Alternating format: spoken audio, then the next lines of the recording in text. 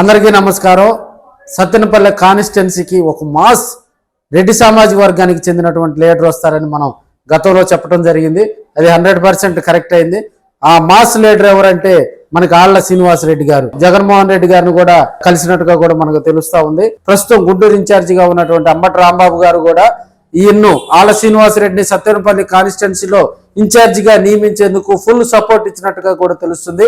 కాపు రెడ్డి సామాజిక వర్గం సత్తెనపల్లి కాన్స్టిట్యున్సీలో మెయిన్ వీళ్ళిద్దరూ గనక కలిసి ఉంటే గనక అక్కడ విజయ అవకాశాలు 100% సక్సెస్ బాటలో ఉంటాయని కూడా అందరూ చెప్తా ఉన్నారు. దాన్ని నిజం చేస్తూ కూడా ఫస్ట్ టైం అక్కడ రెడ్డి సామాజిక వర్గానికి చెందినటువంటి ఆళ్ల శ్రీనివాసరెడ్డి గారికి కూడా ఆయన జగన్మోహన్ రెడ్డి గారు మద్దతు తెలపడం జరిగింది. మరి కొన్ని రోజుల్లో కూడా పేరు కూడా బహిర్గతం కానుందని కూడా మనకి విశ్వసనీయ సమాచారం కూడా తెలుస్తా ఉంది.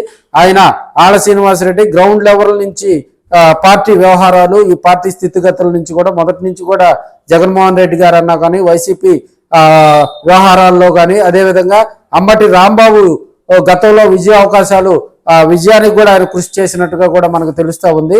ప్రస్తుతం ఈయన తాడిపర్తి మండలానికి సంబంధించినటువంటి ఆ వ్యక్తి ప్రస్తుతం గుంటూరు జిల్లాలో బిజినెస్ వ్యవహారాలు చేసుకుంటూ ఉన్నారు.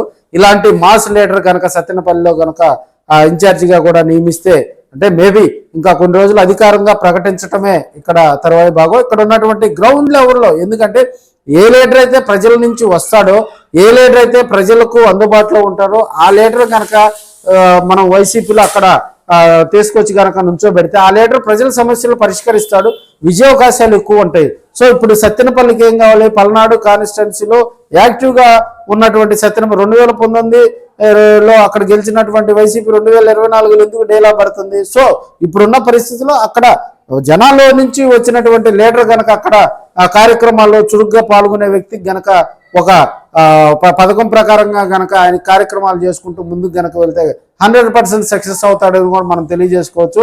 ఆళ్ల శ్రీనివాసరెడ్డికి కూడా దాదాపుగా నియోజకవర్గ ఇన్ఛార్జిగా కూడా కన్ఫర్మ్ అయినట్టుగా కూడా మనకు తెలుస్తుంది. మరి కొన్ని రోజుల్లో కూడా ఆయన బాధ్యతలు స్వీకరించనున్నట్లుగా కూడా విశ్వసనీయ సమాచారం. మన వార్తలకు సంబంధించి మేబీ నియోజకవర్గాల ఇన్ఛార్జీలు అనేది మనం ఎడ్జ్ వరకు చెప్పడం జరుగుతుంది. లాస్ట్ మినిట్లో ఏదన్నా ఒకటి అలా అటు ఇటు అవ్వచ్చు. సో మీరు కూడా కామెంట్ రూపంలో మీకు సంబంధించి మీ నియోజకవర్గాలకు సంబంధించి కూడా మీకు అక్కడ ఉన్నటువంటి పరిస్థితులు కామెంట్ రూపంలో చేయండి. లేదంటే స్క్రీన్ మీద నా నెంబర్ ఉంది కాబట్టి దానికి సంబంధించి పర్సనల్గా కూడా వాట్సాప్ కూడా చేయమని కోరుకుంటూ మీ ఆర్కే.